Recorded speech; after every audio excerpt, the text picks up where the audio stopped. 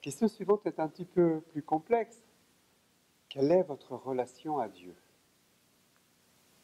Elle est d'abord indirecte, en ce sens que l'essence divine, nous ne la connaissons pas, nous ne pouvons pas le nommer, nous ne pouvons pas le conceptualiser, et pourtant, il est la source de tout.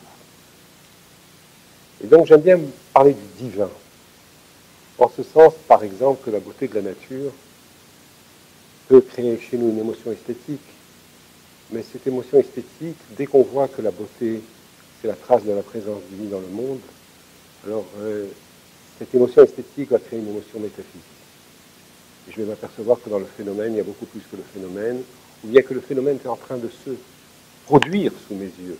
Et si je sens que le phénomène du monde, le phénomène de la nature se produit sous mes yeux, tout se passe comme si j'assistais à la création. Et dans le judaïsme, on dit, quand on voit un beau paysage, on doit dire Baruch ata Hashem Elokeinu melech haolam oseh maaseh bereshit. Tu es source de bénédiction éternelle, notre Dieu roi du monde, qui crée l'œuvre du commencement. Ça veut dire, en fin de compte, j'assiste à l'origine. Et si j'assiste à l'origine, je vois sa trace. Et si je vois sa trace, je suis avec lui. Alors voilà, c'est une relation indirecte, mais elle est tellement nourrissante. C'est un des aspects. Le deuxième aspect, c'est méditer un texte sacré.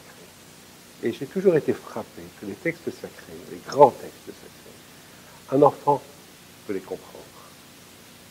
Un grand mystique les comprend à un autre niveau. Si vous lisez Platon, Bergson, Descartes ou Aristote, il faut être philosophe pour comprendre. Il parle à un niveau de la conscience. Quand un texte parle à tous les niveaux de la conscience, c'est qu'il vise la totalité de l'être. Et parce qu'il est lui-même la source de la totalité de l'être.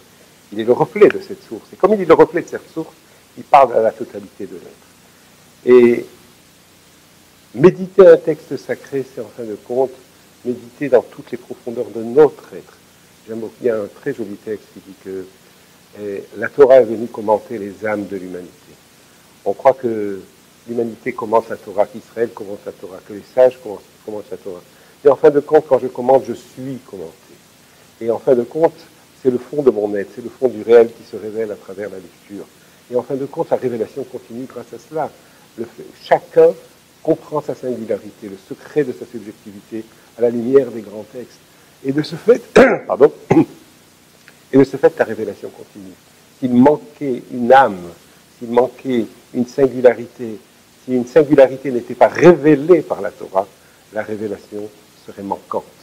Et donc, c'est aussi une dimension de relation à Dieu extraordinaire. Bien entendu, quand on en est là, on peut prier. Quand on en est là, on peut prier, on peut parler, on peut remercier. Remercier d'avoir le monde, remercier d'avoir la révélation, remercier de pouvoir pénétrer, rentrer dans les profondeurs de son être grâce à cette révélation. Et donc la prière, bien entendu, la prière est fondamentale. Et je cite souvent ce grand maître qui disait que l'âme prie perpétuellement, parce qu'elle s'élance vers sa source perpétuellement. Et quand, grâce à Dieu, j'arrive à prendre conscience de cette prière perpétuelle, alors je peux remercier Dieu du fait que je peux le remercier. C'est moi qui vous remercie.